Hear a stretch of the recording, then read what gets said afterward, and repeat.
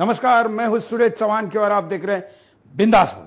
बिंदास में हम आपके सामने फिर एक ऐसा मुद्दा लेकर आए जो मुद्दा आपका, हमारा, इस देश का है। और इस राष्ट्र के इस मुद्दे पर अगर बहस नहीं हुई तो इस राष्ट्र की अस्मिता को ये भूल जाता है। जी हां, हम बात कर रहे आज हिंदी दिवस पर हिंदी की। और क्या आप जानते हैं कि आप भले ही हिंदी को राष्ट्रभाषा माने, भारत सरकार और भारत का भाषा विभाग हिंदी को राष्ट्रभाषा नहीं मानता है।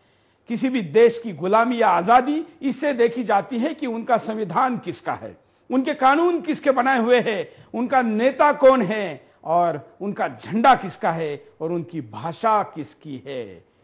देश आजाद हुआ हम ऐसा कहते हैं, लेकिन हमारी राष्ट्रभाषा नहीं है। और ऐसे में क्या हम आजाद है, इस सवाल को पुष्टि करने वाला एक और सवाल राष्ट्रभाषा के रूप में फिर उभरता है। और इसलिए आज के बिंदास बोल में हम आपके सामने इसी मुद्दे पर चर्चा करेंगे। और लखनऊ में एक आरटीआई एक्टिविस्ट ने जो भारत सरकार को 7 महीने पहले से सवाल पूछा था कि क्या हिंदी राष्ट्रभाषा है, इसका स्पष्ट जवाब वो अभी तक नहीं दे पाए। जो दिया उसमें कहा है कि यह कामकाज की राजभाषा है लेकिन राष्ट्रभाषा नहीं है। आइए इसी विषय पर क्या है आपकी राय। आप हमेशा की तरह बेखौफ होकर अपनी बात को रखिए, क्योंकि ये राष्ट्रीय अस्मिता का सवाल है और इस सवाल पर अगर चुप बैठेंगे तो कब बोलेंगे। इसलिए स्क्रीन पर चल रहे नंबरों पर कॉल करिए। स्क्रीन पर चल रहे वॉइस कॉल के लिए जो नंबर है, इसके साथ या वीडियो कॉल के लिए स्काइप कॉल कर सकते हैं। और आपकी प्रतिक्रिया आप हमको फेसबुक और ट्विटर के द्वारा भी भेज सकते हैं, जिसको हम स्क्रीन पर चलाइए। आइए आपकी प्रतिक्रिया देने के पहले नजर डालते हैं मुद्दे पर।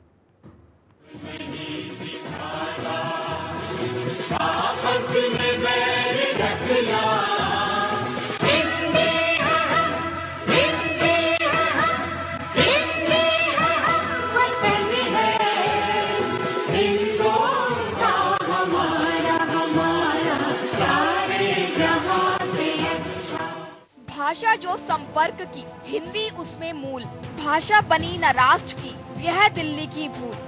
हिंदी के अवसर पर आज दिल्ली की इसी भूल को याद दिलाने के लिए हम ये कार्यक्रम आपके बीच लेकर आए हैं।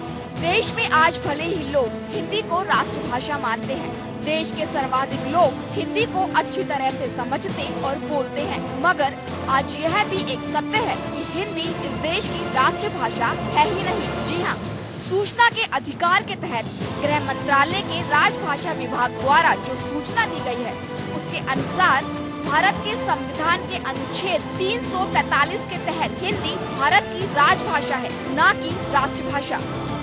यानी इसका मतलब ये हुआ कि हिंदी सिर्फ राजकाज की भाषा मात्र है। भारत के संविधान में राष्ट्रभाषा का कोई उल्लेख नहीं है। तो सवाल भी खड़ा होता है कि अब तक सर्वाधिक बोली जाने वाली हिंदी को राष्ट्रभाषा का दर्जा क्यों नहीं मिला। जिस हिंदी भाषा ने स्वतंत्रता संग्राम के समय पूरे देश के लोगों को जोड़ने का काम किया, देशवासियों को अंग्रेज और अंग्रेजियत से मुक्ति दिलाने में अहम भूमिका का निर्वहन किया, आज वही हिंदी इतनी उपेक्षित और निरीह क्यों है। विश्व के सबसे बड़े स्वतंत्र भारत की कोई अपनी राष्ट्रभाषा क्यों नहीं है।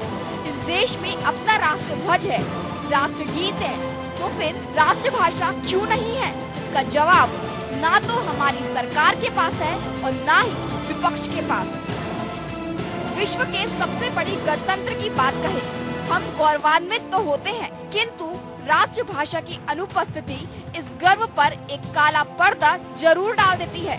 राजनीतिक दलों ने हिंदी को अपनी राजनीति का आधार बना लिया है। वे अपनी राजनीति हिंदी भाषा में करते हैं ताकि पूरे देश भर में उनका संदेश जाए, मगर जब बात राष्ट्रभाषा के रूप में हिंदी को मान्यता देने की आती है तो कदम पीछे खींच लेते हैं।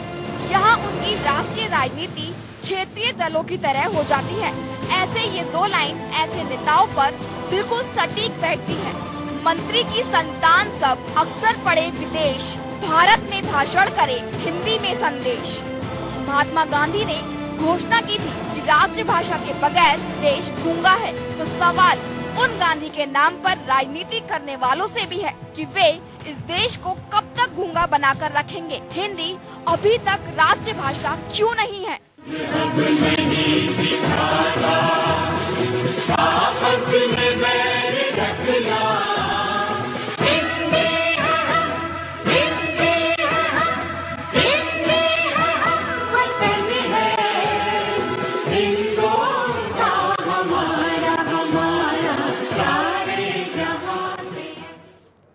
दुनिया में सबसे ज्यादा जो भाषा बोली जाती है उसमें तीसरे नंबर की ये भाषा है। इस देश में सबसे ज्यादा बोली जाती है वो 1 नंबर की भाषा है, लेकिन सरकार है कि इसको राष्ट्रभाषा मानने को तैयार नहीं।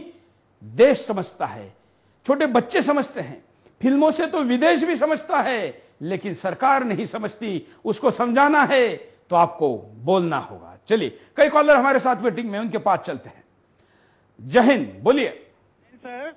हाँ, इसका कारण गोरे अंग्रेजों का काले अंग्रेजों को आजादी के बाद सत्ता सौंपना, जिसे लिया कम उसके द्वारा दिया गया है, जिससे हिंदी को राष्ट्रभाषा माना तो गया परंतु जाना नहीं गया। हिंदी हिंदुओं की भाषा जानकर, संस्कृत ब्राह्मणों की भाषा मानकर राजनीतिक षड्यंत्र का शिकार हो गई। पल गए, क्षण गए, घंटे गए, वर्ष फल गए, नाप तोल के पैमाने गए, कैलेंडर बदल गए, दिशाएं बदल गई, दिनचर्या बदल गई।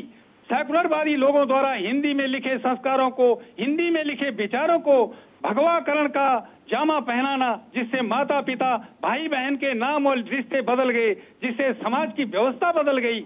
इससे बड़ा बदलाव क्या होगा? इंडिया, भारत हिंदुस्तान बनने को तड़प रहा है। हर हिंदुस्तानी की आत्मा तड़प रही है। सरकार जहां पढ़े लिखे जवानों को 1000 रुपए बेरोजगारी में भिक्षा दे रही है, वही कई संस्थाएं नाम बदलकर 3000 रुपए देकर गांव में अंग्रेजी में शिक्षा दे रही है। काला अंग्रेज कभी जनता के हाथ में कुछ मुंह में, कुछ जेब में कुछ देता रहेगा, पीढ़ी दर पीढ़ी शासन करता रहेगा। हिंदी राष्ट्र की भाषा हो तो कैसे हो? राजा बदले तो भाषा बदले, भाषा बदले आत्मा बदले, देश का स्वरूप और संस्कार बदले, जिससे देश की व्यवस्था बदले। यह तभी संभव है जब जात पात हाथ के बदले सबके विकास का नारा बुलंद हो। नमस्कार, धन्यवाद। वाह, बहुत अच्छे, बड़ा मार्मिक। पहला ही कॉल इतना अच्छा है कि कार्यक्रम को इतनी ऊंचाई दे रहा है कि आखिर राष्ट्र की अभिव्यक्ति एक साथ किसी भाषा में होनी चाहिए। अगर वो भाषा ही नहीं तो अभिव्यक्ति कैसे होगी? अगले कॉलर के पास चलते हैं। जय हिंद, नमस्कार, वंदे मातरम सर। बोलिए। बहुत ही अच्छा विषय आपने चुना है हिंदी भाषा के लिए। हाँ। आज हिंदी दिवस पर मैं अपनी बात जनता तक पहुंचाना चाहता हूं, और तो ये बहुत छोटी बात होगी। एक विशेष राजनीतिक साजिश के तहत हिंदी को राष्ट्रभाषा नहीं बनने दिया गया, ऐसा मेरा मानना है। आज हिंदुस्तान में इतनी भाषाएं बोली जाती हैं और हमें आजाद हुए लगभग 66 वर्ष हो चुके हैं। अगर प्रयास किया जाता तो तमिलनाडु, केरला, आंध्र प्रदेश और कर्नाटक तक के हर बच्चे को हिंदी मालूम होती। पर उस वक्त के नेतागण ऐसा नहीं चाहते थे कि लोग एक भाषा बोलें, जिससे कि वो लोगों में भाषा का भेद करके टकराव कर सकें, विघटन कर सकें। ये उनकी अपनी मंशा थी। कोई भी तरक्की पसंद देश हमेशा अपनी भाषा में काम करता है। जापान को देखिए, जर्मनी को देखिए, फ्रांस को देखिए। पर हमारे यहाँ के नेता ऐसा चाहते ही नहीं थे कि वो लोगों को एक होने दें। जब हमारी भाषा एक होगी, हमारे विचार एक होंगे, तो हम एक दिशा में बढ़ सकते हैं। पर वो ऐसा नहीं चाहते थे, इसीलिए उन्होंने जो है किसी विशेष राजनीति के तहत हमें एक नहीं होने दिया और हमें भाषा में, जाति में, रंग में बांट दिया है। बिल्कुल, धन्यवाद। बड़ी अच्छी बात आपने कही। मैं कई बार कहता हूं कि हमारे यहाँ डिवाइड करने, हमारे में भेद निर्माण करने के जो भी तरीके हो सकते हैं उनको जीवित रखा जाए, भले वो भाषाई प्रादेशिक आधार पर भी क्यों ना हो। अगर हम किसी एक सूत्र में बन जाएंगे तो हम मजबूत होंगे। इसलिए हमें एक करने वाला कोई भी सूत्र, भले वो भाषा भी क्यों ना हो, उसको नहीं पूरा होना देना है। रुकते एक छोटे से ब्रेक के लिए, ब्रेक के बाद दोबारा आएंगे। बिंदास बोल जाए। ब्रेक के बाद आपका एक बार फिर से स्वागत है। आप देख रहे हैं बिंदास बोल, और बिंदास में हम आपके सामने मुद्दा लेकर आए हैं हिंदी हमारी राष्ट्रभाषा का। कई कॉलर हमारे साथ वेटिंग में, चलते हैं। जय हिंद, बोलिए, क्या कहना है आपको? एक तो मैं एलिजा बोल रही हूँ। एक तो है हमारा देश जो है वो विदेशियों से कंट्रोल होता है, विदेश से कंट्रोल होता है और विदेशियों से। और इधर राजतंत्र जैसा ही चल रहा है। ये हम कह रहे हैं कि गणतंत्र है, लेकिन राजतंत्र ही चल रहा है इधर। हिंदू मानसिकता वाले लोग इधर कम है, तो इसलिए हमारा देश होता है। वाह, बड़ी अच्छी बात आपने कही कि आप इसी पे ही सवाल उठा रही है कि देश में तंत्र क्या है। अगर राजतंत्र है तो राजा की जो भाषा रहेगी वही प्रजा की भाषा रहेगी, और इसीलिए राजा बदलता है तो भाषा बदलती है वाली बात थोड़ी देर पहले हमारे किसी कॉलर ने कही थी। और आखिर ये राजघराने जैसी ही व्यवस्था यहां पर है और इसीलिए देश की भाषा तय नहीं हो पा रही है। अगले कॉलर। जय हिंद, गणेश जी नमस्कार। बोलिए।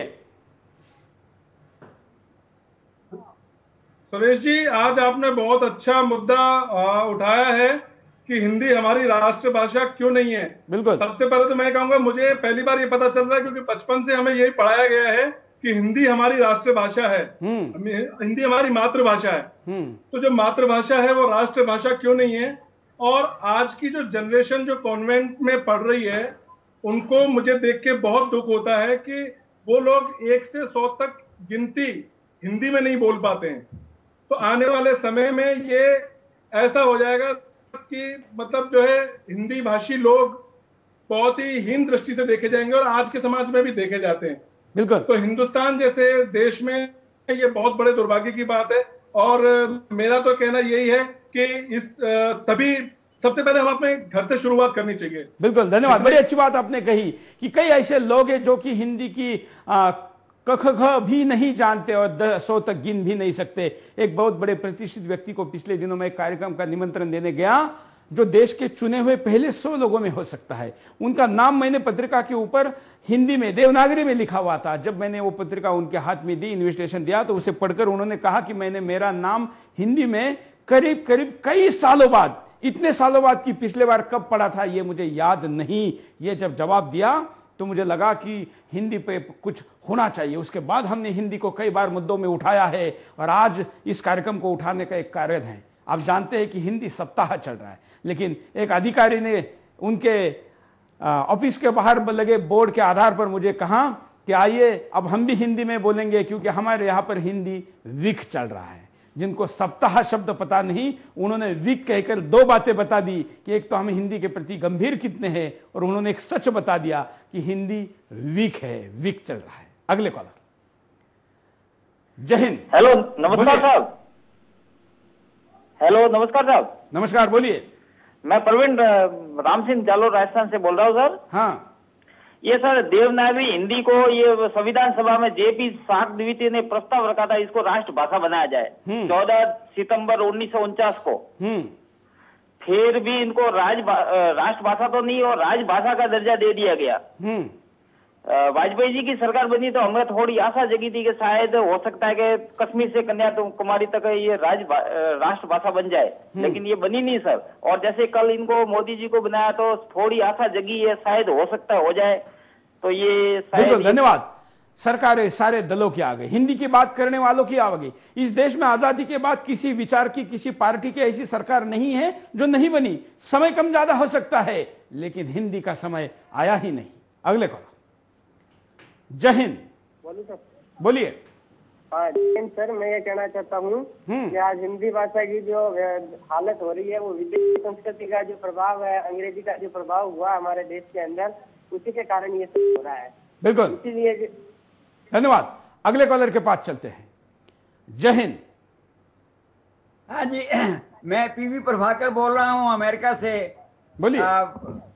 आपने जो आज का मुद्दा रखा है सुरेश जी, बहुत बढ़िया है और ये वाकई लोगों को आंखें खोलने वाला है कि इतना कुछ ये कहते हुए बार बार हम लोग कहते हैं कि हमारी मातृभाषा हिंदी है, लेकिन हर जगह जहां पर भी देखिए लोग इसमें इज्जत समझते हैं अंग्रेजी बोलने में, और हर आदमी सोचता है कि बगैर अंग्रेजी के हमारा काम नहीं चल सकता है।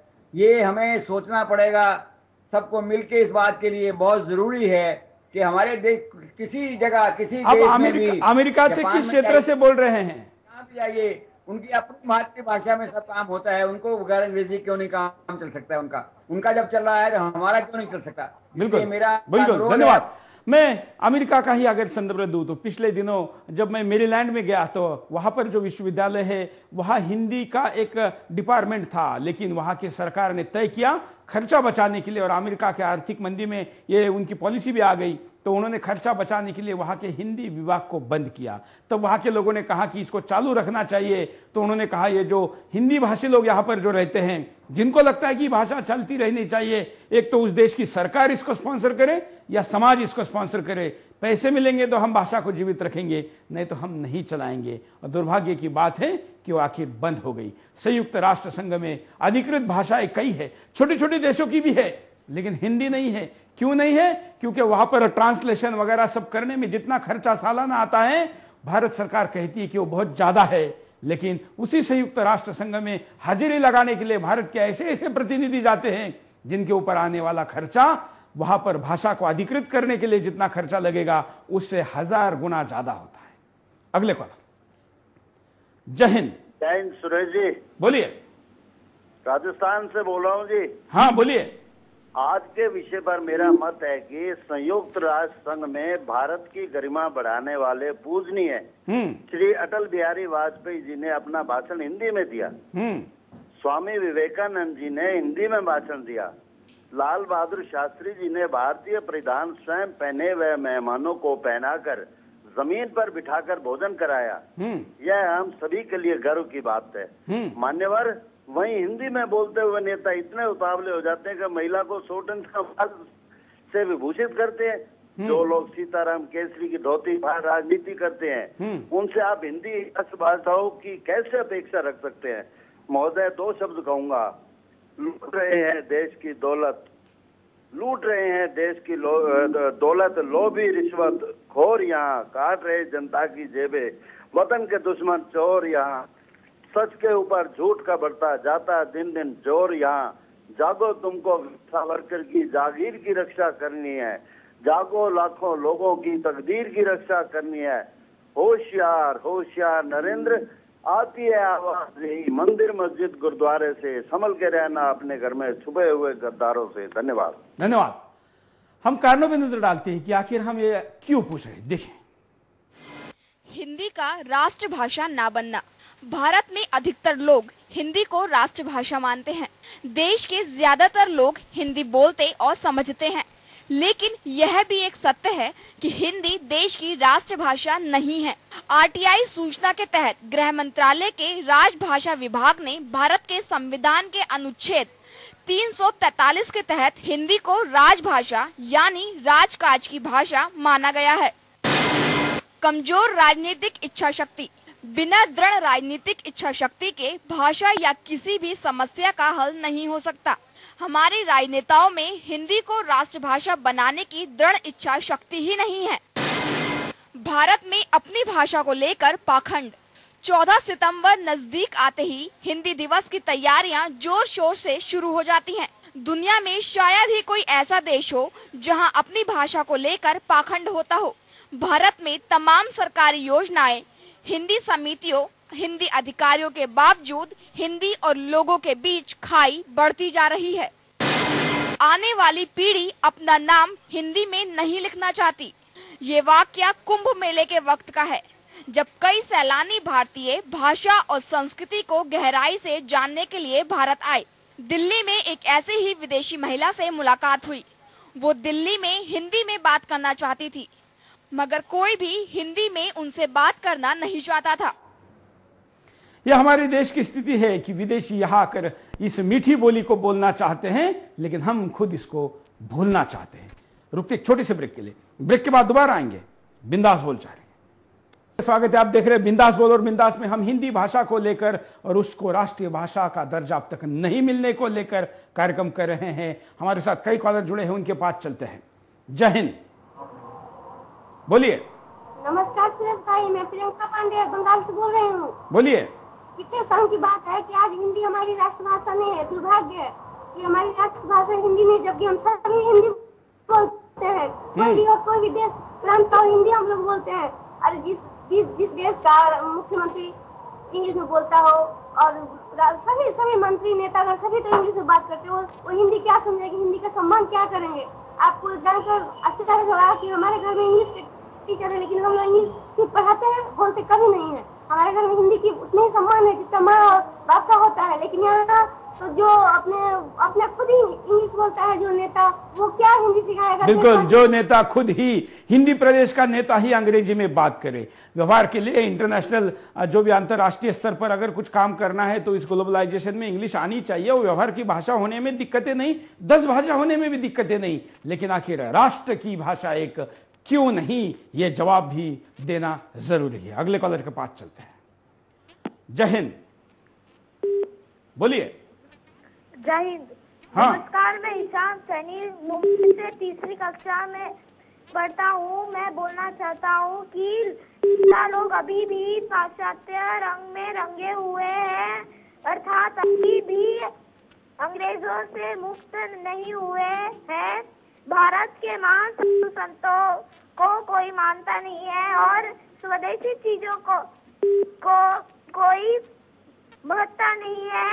ये लोग विदेशी कदमों पर चलते हैं और इसलिए भारत आज पीछे है और हिंदी राष्ट्रीय भाषा अब तक नहीं बनी है। बिल्कुल ईशान, धन्यवाद। आपने मुंबई जैसे माया नगरी में रहते हुए चैनल में कॉल करके शुद्ध हिंदी में अपनी बात को कहा। शायद देश के प्रधानमंत्री भी इतने स्पष्टता से नहीं बोल सकते और इसलिए देश की हिंदी राष्ट्रभाषा नहीं बनी है। अगले कॉलर। जय हिंद। हेलो, बोलिए। हेलो, बोलिए। हाँ जी, नमस्कार सर। नमस्कार। हाँ जी, मैं प्रीतम बोल रहा हूँ लुधियाना से। हाँ हाँ सर, अपना मैं आज आपने एक अपनी राष्ट्रभाषा का सवाल जो उठाया है जो बहुत अच्छा है। लेकिन मैं ये पूछना चाहता हूँ कि जो इन्होंने हमें संविधान में दिया है हमें वो ही नहीं मिल रहा है।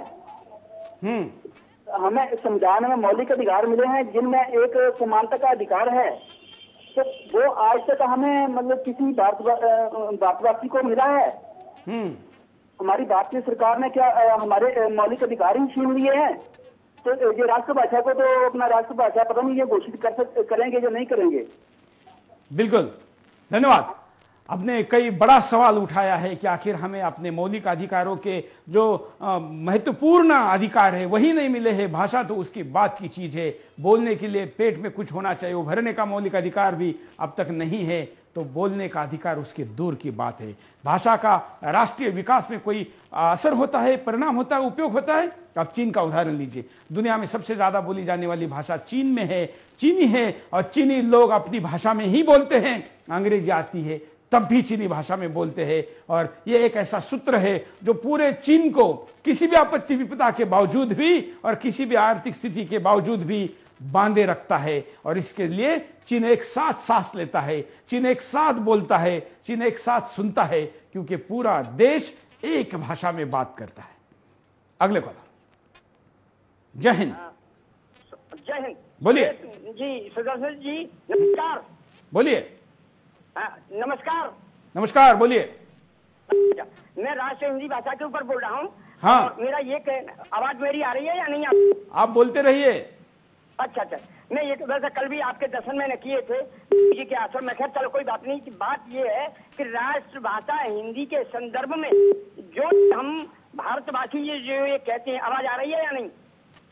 धर्मपाल जी धन्यवाद, आपने अपनी बात रखने का प्रयास किया। मैं कॉलर को कहूंगा कि जब भी आपका कॉल कनेक्ट होता है अपनी बात को आप लगातार रखिए, जिससे कि आपकी समय की आपकी भी खराबी नहीं होगी और जो करोड़ों लोग इस कार्यक्रम को देखते हैं वो भी अपनी बात को सही तरीके से सुन पाएंगे। हम परिणाम आपको दिखाते हैं कि अगर ऐसा ही होता रहा तो क्या परिणाम होंगे, देखिए। हिंदी भारत की राष्ट्रभाषा नहीं बन पाएगी। एक उदाहरण याद आ रहा है। जब टर्की आजाद हुआ तो कमाल पाशा ने देश के सभी अधिकारियों को बुलाकर कहा, देखो भाई, हमारा देश स्वतंत्र हो गया है, हम तरक्की करना चाहते हैं, बताओ क्या करें। लोगों ने अपने अपने सुझाव दिए।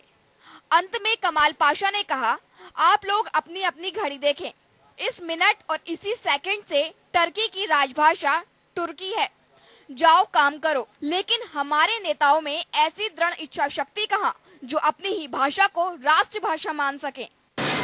हम भाषाई रूप से गुलाम बने रहेंगे। हमारे पास अपना संविधान है, राष्ट्रध्वज है, राष्ट्रगीत है, मगर राष्ट्रभाषा नहीं। अगर किसी भी स्वतंत्र देश के पास इन चारों में से कोई भी एक नहीं है तो वो राष्ट्र पूरी तरह से स्वतंत्र नहीं है। हिंदी विरोधियों की दलीलें मजबूत होती रहेंगी। अंग्रेजी के पक्ष में दलीलें दी जाती हैं। लोग उसी भाषा को सीखेंगे जिसमें काम धंधा मिलेगा। लेकिन लोग ये भूल जाते हैं कि ऐसे कई उद्योग धंधे हैं जो हमारी भाषा में ही रोजगार दे रहे हैं, जैसे खेल, गीत, संगीत, प्रकाशन, लेखन, फिल्म उद्योग और विज्ञापन की दुनिया। अपनी भाषाओं में प्रकाशित होने वाले पत्र पत्रिकाएं, चैनल। फिर भी लोग अपनी भाषा को छोड़कर अंग्रेजी में काम करना चाहते हैं। हिंदी दिवस पर ऐसे ही पाखंड होता रहेगा।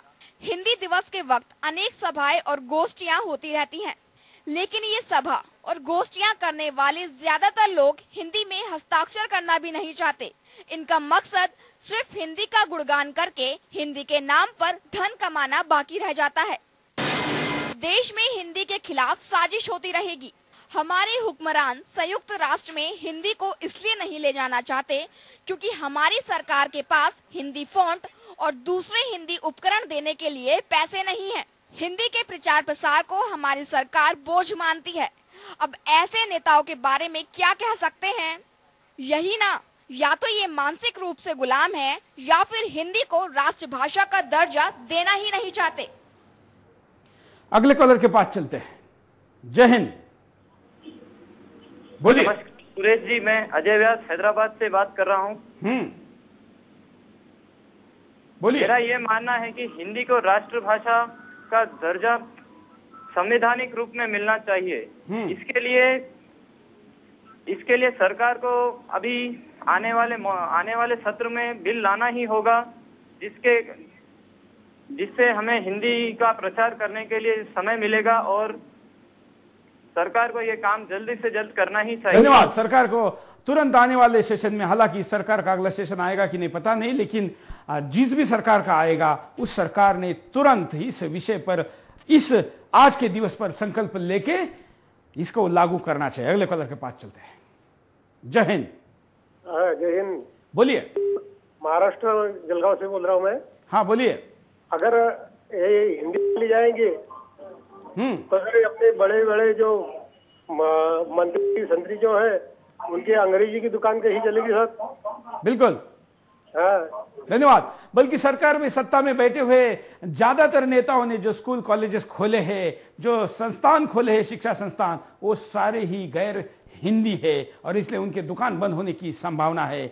हिंदी हमारी भाषा इतनी समृद्ध है, एक एक शब्द के लिए हमारे पास इतने पर्यायवाची शब्द है। जैसे एलिफेंट अगर हम उदाहरण लेंगे तो इंग्लिश में एलिफेंट का कोई पर्यायवाची शब्द नहीं है, लेकिन हमारे यहाँ हाथी, गज और करीब 500 के आसपास शब्द अकेले हाथी के लिए है। हमारे पास अभिव्यक्ति के लिए, खास करके साहित्य निर्मिति के लिए, काव्य निर्मिति के लिए, स्वर जुड़ने के लिए विभिन्न प्रकार के ऐसे शब्दों का उपयोग होता है और इससे हमारी भाषा समृद्ध हो जाती है। यह भावार्थ विभिन्न तरीके से देती है और जितने भी भाव है उन हर भाव के लिए अलग शब्द ये दे पाती है। इसलिए यहाँ पर तू और यू में अलग अलग फर्क करने के कई पर्यायवाची शब्द भी उपलब्ध है। रुकते एक छोटे से ब्रेक के बाद दोबारा आएंगे। बिंदास बोल जारी। ब्रेक के बाद आपका एक बार फिर से स्वागत है। आप देख रहे हैं बिंदास बोल और बिंदास में आपके सामने मुद्दा लाए हम हिंदी का। अब तक के हर कॉलर ने इस बात से सहमति जताई है और सरकार की इस नकारेपन और दोगली नीति के खिलाफ भी आवाज उठाई है। भारत में जब 26 जनवरी 1950 में प्रजातंत्र घोषित हुआ, लोकतंत्र घोषित हुआ, तब यह तय हुआ था कि 15 साल में हम हिंदी को इस देश में प्रस्तावित करेंगे। जो भी लोगों के मन में भ्रम है, विरोध है, उसको दरकिनार करेंगे, उनको जागरूक करेंगे, समझाएंगे, वहां इसका प्रचार करेंगे और 15 साल बाद अर्थात 1965 में इस देश में हिंदी राष्ट्रभाषा होगी। लेकिन 2013 में भी नहीं हुई है। कॉलर के पास चलते हैं। जय हिंद। जी सुरेश जी नमस्कार। बोलिए। अंशु बोल रहा हूँ अमेरिका से। हाँ, हिंदी राष्ट्रभाषा होनी ही चाहिए, इसमें कोई संदेह होना नहीं चाहिए। परंतु आज के हालातों को देखते हुए मैं कुछ बातें बताना चाहूंगा।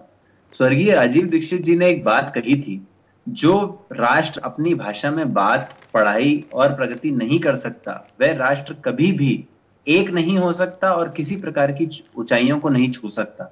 उस राष्ट्र में हमेशा अलगाववाद पनपता रहेगा। यह बात आज के संदर्भ में पूर्ण रूप से प्रमाणित होती है। आप देख लीजिए, नॉर्थ ईस्ट के लोग क्या स्वयं को भारतीय समझ पाते हैं? उनके प्रति किस प्रकार का व्यवहार होता है? वो कैसे अपने आप को एक माने? साउथ में जाइए आप, तमिलनाडु में देखिए कि हिंदी के प्रति कितनी ज्यादा द्वेष है, क्योंकि वहां राजनीतिज्ञों ने इस प्रकार की राजनीति खेली है कि वो लोग ये समझाते हैं कि हिंदी भाषी लोग उनके दुश्मन हैं। देश एक होने का कभी अनुभव ही नहीं कर पाएगा जब तक एक राष्ट्रभाषा नहीं होगी। राष्ट्र ध्वज लाने का भी, राष्ट्र संविधान लाने का भी और एक केंद्र सरकार बनाने के पीछे भी संवैधानिक यही मापदंड थे और यही सोच थी कि देश को एक बनाने की कोशिश की जाए। जब तक हम देश के प्रति अपनी निष्ठा और अपने समर्पण को एक रूप में लाके नहीं समझेंगे, तब तक हम ये कभी नहीं समझ पाएंगे कि हम भारतीय हैं। बिल्कुल, हमें भारतीय है ये समझने के लिए, एहसास दिलाने के लिए एक भाषा की आवश्यकता है। अगले कॉलर। जय हिंद। बोलिए। हाँ बोलिए, क्या कहना है आपको? हाँ यही हिंदी भाषा के बारे में बोल रहा हूँ मैं तुमको। जैसे कि अभी जो चल रहा है वो हिंदी भाषा के तरीके से चलेगा, वो हो जाएगा। हाँ बोलिए। धन्यवाद। अगले कॉलर के पास चलते हैं। जय हिंद, बोलिए। हेलो, क्या कहना है आपको? सर। जय हिंद सर, हमको ये बोलना है कि जैसे स्कूल कॉलेज में संस्कृति सिखाया जाए हमारे इस तरफ से, इसके लिए बोल रहा सर। बिल्कुल, लेकिन क्या ऐसा हो रहा है? Hello sir. धन्यवाद। हम साथ साथ में आपको यह भी बता दें कि किसी भी बच्चे के घर में, वैसे हमारे यहाँ पर कई प्रादेशिक भाषाएं, उनकी अपना महत्व है, वो होनी भी चाहिए। और हमारे देश में तो कई भाषाएं हैं, ऐसी सैकड़ों जो भाषा है, यह हमारा साहित्य, हमारे संस्कार, हमारे शब्द, हमारी समझ यह और बढ़ाते हैं। और यह भी एक शोध के द्वारा सामने आया है कि जो व्यक्ति बचपन से ही 2 से ज्यादा भाषा या 1 से ज्यादा भाषा जानता है, उसका बुद्धि का जो उच्चांक होता है, जो उसका बुद्धियांक होता है, वो डबल होता है। इसलिए हमारे यहाँ प्रादेशिक भाषा जानना और उसके साथ राष्ट्रीय भाषा जानना ये बड़ी अच्छी बात है। और भाषा भी ऐसी जानो कि जिसमें शब्दों का भंडार भरा हो। यह हमारे प्रादेशिक भाषाओं में शब्दों का भंडार है। अगर हम अपने घर में बोली जाने वाली भाषा, समाज में बोली जाने वाली भाषा, बच्चा अगर बचपन से उसी में पढ़ाई करता है तो उसका ज्ञान ज्यादा आसानी से हो सकता है, क्योंकि उस शब्दों के भाव को एहसास में ले सकता है। अगर उसकी भाषा ऐसी है जहां के शब्द उसको डिक्शनरी में ढूंढने पड़ते हैं, उसका मतलब डिक्शनरी में देखना पड़ता है, तो पूरे वाक्य का अर्थ निकालने में ही उसको इतना टाइम लग जाता है, उसके बाद का भावार्थ ढूंढने के पीछे पड़ता ही नहीं। अगले कॉलर। जय हिंद। हेलो, बोलिए। हेलो, मैं केरला से बोल रहा हूँ, जौनूराम। हाँ, क्या कहना है आपको? हाँ, मेरा कहना यही है कि नेता लोग हमारे पास आते हैं, वोट लेने के लिए आते हैं, तो वो तो हिंदी में बात करते हैं। और और जो संसद में जाने के हमारे को कुछ मालूम नहीं पड़ता, वोट में वो लोग अंग्रेजी में बोलते हैं, तो हमारे को कुछ मालूम भी नहीं पड़ेगा, तो हमारे पल्ले भी कुछ नहीं पड़ेगा ये लोग क्या करते हैं क्या नहीं करते करके। बिल्कुल, बड़ी अच्छी बात कही। धन्यवाद। आप बड़ी अच्छी बात कही कि नेता संसद में और संसदीय कामकाज में, वो लोकसभा हो राज्यसभा हो, वहां पर बात करते समय इंग्लिश पे ज्यादा जोर देते हैं। हमारे देश के कोर्ट में भी क्या स्थिति है, न्याय व्यवस्था में क्या स्थिति है? पिछले दिनों किसी ने आरटीआई लगाई थी, सूचना के अधिकार के अंतर्गत जवाब मांगा था सुप्रीम कोर्ट से, हिंदी में जवाब मांगा था, लेकिन कोर्ट ने कामकाज तो हिंदी में कभी किया नहीं, जवाब तक हिंदी में नहीं दिया। यह हमारे यहाँ की न्याय व्यवस्था की भी स्थिति है। अगले कॉलर। जय हिंद। हेलो, जय हिंद सर। बोलिए। मैं आगरा से बोल रहा हूँ, हरिचंद कर रहा हूँ। हाँ, अगर अपना हिंदुस्तान समझना है, हमें अपनी पहचान समझनी है, अपनी संस्कृति को जानना है, तो हमें अपनी मातृभाषा को सीखना होगा। बिना अपनी मातृभाषा के सीखे हम अपनी पहचान भी नहीं जान सकते। और हिंदुस्तानियों की आम आदत बन गई है कि दूसरों की नकल करना, भाषा में नकल करना, बिल्कुल। धन्यवाद, बड़ी अच्छी बात आपने कही। अगले कॉलर के पास चलते हैं। आप भी कॉल कर सकते हैं, अपनी बात को रख सकते हैं। जय हिंद। ऐसा मेरा कहना है कि जो हम हिंदी भाषी लोग हैं, जो नॉन हिंदी स्टेट में रह रहे हैं, यहाँ पर हमें बहुत प्रॉब्लम्स हो रही है। हम कभी भी कहीं भी जा करके कोई बात स्वतंत्र रूप से नहीं कर सकते। और नहीं होने का मतलब ये है कि हमारे देश के जितने भी नेता हैं, उनके भाई भतीजे सब रहते हैं, तो हमारे देश में तो हिंदी का प्रचार है ही नहीं। हिंदी राष्ट्र हमारे कहाँ से ये मानेंगे? ये तो अपने घर की राष्ट्र मानते हैं इसको, इसलिए घर की भाषा को ही इस्तेमाल करेंगे, चाहे आप तमिलनाडु में रहिए या कहीं बाहर में रहिए। बिल्कुल, धन्यवाद। बड़ी अच्छी बात आपने कही। पिछले दिनों मणिपुर या देश के विभिन्न ऐसे राज्यों में ऐसे आंदोलन चल रहे हैं जहां पर हिंदी भाषी व्यक्तियों के खिलाफ या गैर प्रादेशिक भाषा, उनकी जो भाषा है राज्य की, उसके सिवा दूसरे भाषा में बोलने वाले लोगों के खिलाफ जान से मारने के तक के उदाहरण सामने आए हैं। परसों एक राज्य में बम धमाके के साथ कई लोगों को मारा गया भाषाई आधार पर। हमारे देश में इस प्रकार का भाव अगर बना रहेगा तो हिंदी तो कभी भी नहीं आ पाएगी। और जो इस देश को एक सूत्र में बांधना नहीं चाहते, इनके लिए ऐसे इंसिडेंट्स, ऐसी घटनाएं, ऐसे उदाहरण एक कारण बनेंगे जो कि हिंदी को दूर इस देश से रख सके। उपाय देखते हैं। हिंदी पर पाखंड करने की बजाय हिंदी को व्यवहार में लाया जाए। हिंदी दिवस पर बड़ी बड़ी बातें होती हैं, लेकिन ये बड़ी बड़ी बातें करने वाले व्यवहारिक रूप से हिंदी से काफी दूर होते हैं।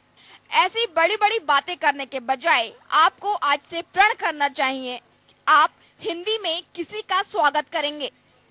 हिंदी में ही आज से हस्ताक्षर करेंगे।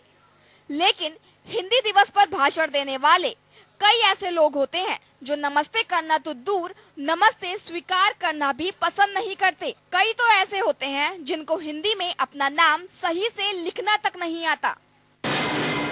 राजनेता हिंदी को राष्ट्रभाषा बनाने की दृढ़ इच्छा शक्ति दिखाएं। ऐसा नहीं है कि हमारे सभी नेता मानसिक रूप से भाषाई गुलाम हो। ऐसे नेताओं को दृढ़ इच्छा शक्ति दिखानी होगी, क्योंकि ऐसा लगता है जो नेता भाषाई गुलाम नहीं है वो भी इन भाषाई गुलाम नेताओं के पद चिन्हों पर चल रहे हैं। भारतीय लोग हिंदी को राष्ट्रभाषा बनाने की मांग करें। ये बात सही है कि हमारे देश में भाषाई विविधता है, मगर आज देश का सबसे बड़ा वर्ग हिंदी बोलता है और हिंदी समझता है, हिंदी में अपना कारोबार कर रहा है, हिंदी उसकी रोजी रोटी बनी हुई है। लेकिन हिंदी को राष्ट्रभाषा बनाने के लिए लोग आगे ही नहीं आ रहे। हिंदी भारत में कॉरपोरेट की भाषा बने। आज ज्यादातर कंपनियां हिंदी के दम पर ही कारोबार कर रही हैं, लेकिन फिर भी हिंदी को कमतर करके आंका जाता है। लेकिन अब जरूरत है हिंदी को कॉरपोरेट की भाषा भी बनाया जाए। विदेशों में हिंदी का प्रचार प्रसार बढ़ाया जाए। वैसे तो आज लाखों विदेशी युवा भारत आकर हिंदी सीख रहे हैं। कुछ तो हिंदी के प्रति प्रेम की वजह से हिंदी सीख रहे हैं, बाकी मजबूरी में, क्योंकि जापान जैसे कई देशों के कर्मचारी भारत में आकर हिंदी में वार्तालाप करके रोजगार पा रहे हैं। स्कूली शिक्षा में हिंदी को प्राथमिकता दी जाए। आज हमारे कई माँ बाप ऐसे स्कूलों में अपने बच्चे को पढ़ा रहे हैं जहां हिंदी केवल वैकल्पिक विषय है। जब ये बच्चे इन स्कूलों से निकलकर नौकरी के लिए जाते हैं तो हिंदी की वजह से इन बच्चों को काफी परेशानियां उठानी पड़ती हैं। कॉलर के पास चलते हैं। जय हिंद। हाँ सर बोलिए। हेलो। हाँ जय हिंद सर। बोलिए शमशाद जी। हाँ जी, मैं अबू धाबी से बोल रहा हूँ। हाँ सर, पाकिस्तान एक छोटा सा मुल्क है जो हमसे हुआ है। उसकी राष्ट्रभाषा हर जगह लिखी हुई मिलती है, लेकिन हमारा देश इतना बड़ा है लेकिन वहाँ वो हिंदी भाषा कहीं भी लिखा हुआ मिलता नहीं है। बिल्कुल। संसद में नेता जो हैं वो इंग्लिश बात करते हैं जो हमको समझ में नहीं आता है। तो सर, ये आपने मुद्दा उठा के बहुत अच्छा किया है। मैं चाहता हूँ कि हिंदी भाषा को राष्ट्रभाषा घोषित किया जाए और जितना जल्द हो सके उतना जल्द। बिल्कुल, धन्यवाद। अगले कॉलर के पास चलते हैं। जय हिंद। जी सर, मैं प्रदीप सिंह हिमायत नगर से बात कर रहा हूँ सर। सर, यहाँ तक कि आपने जो राष्ट्रभाषा है हिंदी, ये राष्ट्रभाषा नहीं कहा जाता है, क्योंकि और हम कहना चाहते हैं कि यहाँ झंडा वंदन के दिन जब जो रिहर्सल ली जाती है उसके आदेश भी हिंदी भाषा में दिए जाते हैं। तो इसके ऊपर हिंदी भाषा को ही राष्ट्रभाषा मानने और सारे जहां में इसे फैलाने की जरूरत है सर। धन्यवाद। अगले कॉलर के पास चलते हैं। जय हिंद। सुनील जी प्रणाम, मैं राजकमल बोल रहा हूँ हरिद्वार से। हाँ सर, आपने जो विषय लिया है हिंदी हमारी राष्ट्रभाषा होनी चाहिए, बहुत ही सुंदर विषय है सर। मैं थोड़ा सा मुझे जो फील हो बड़ी उर्दू में बड़े शुक्रिया ये इस तरह से न्यूज चैनल पे बोलते हैं। हिंदी का तो बिल्कुल एकदम से आप लोगों ने लोप ही कर दिया है। आप लोग हिंदी को बढ़ावा क्यों नहीं दे रहे हैं, उर्दू को बढ़ावा दे रहे हैं आप लोग। तो आपको इस विषय पे आप कुछ बोलिए चौहान जी। मैं आप धन्यवाद। मैं खुद तो सुदर्शन पे हम लोग हिंदी को ज़्यादा से ज़्यादा बढ़ावा देते हैं, लेकिन जो पत्रकारिता कर हम तक आने वाले जो लोग हैं, जो पत्रकार हैं, उनको इसमें ढालने में कई समय लग जाता है, क्योंकि खास करके दिल्ली में या उत्तर भारत में वो उर्दू का ज़्यादा प्रभाव है, बल्कि उच्चारण के लिए उर्दू का उपयोग करना चाहिए ऐसा भ्रम फैला दिया गया है और इसलिए कई लोग इसके चक्कर में फंस जाते हैं। लेकिन आप देखते होंगे पिछले कई सालों से धीरे धीरे हमने हमारे यहाँ पर हिंदी का प्रभाव ज़्यादा बढ़ाया है और जिन लोगों के पास ऐसी शब्दों की कमी थी उनको हमने ऐसे शब्द देने की व्यवस्था भी की है। हमारे फेसबुक पेज पर भी लोगों ने ऐसे पर्यायवाची कई शब्द भेजे हैं जो अर्थ के रूप में और सुनने में भी बहुत अच्छे लग सकते हैं। आपकी सूचना सर आंखों पर, क्योंकि आप हमारे सम्मानीय दर्शक हैं और शुद्ध हिंदी के दिशा में हम अपने सारे पत्रकारों को, एंकर्स को लेके जाएंगे, जरूर लेके जाएंगे और आने वाले दिनों में आपको यह बदलाव जरूर दिखेगा। आगे भी कई और कॉलर हमारे साथ हैं, उनके पास भी चलेंगे। आप भी कॉल कर सकते हैं, अपनी बात को रख सकते हैं। साथ साथ में हम ये भी आपको बता दें कि इस कार्यक्रम को आप हमारी वेबसाइट sudarshannews.com पर देख सकते हैं। बिंदास बोल में क्या क्या विषय होने चाहिए, इसमें अगर आपके कोई सजेशन है तो हमारा पता है बिंदास बोल, Sudarshan news, A88 sector 4 Noida, बिंदास बोल @sudarshanTV.com, यह हमारा ईमेल आईडी है। और साथ साथ में हमारे सोशल मीडिया के सारे आईडी भी हमने आपके सामने दिए हैं।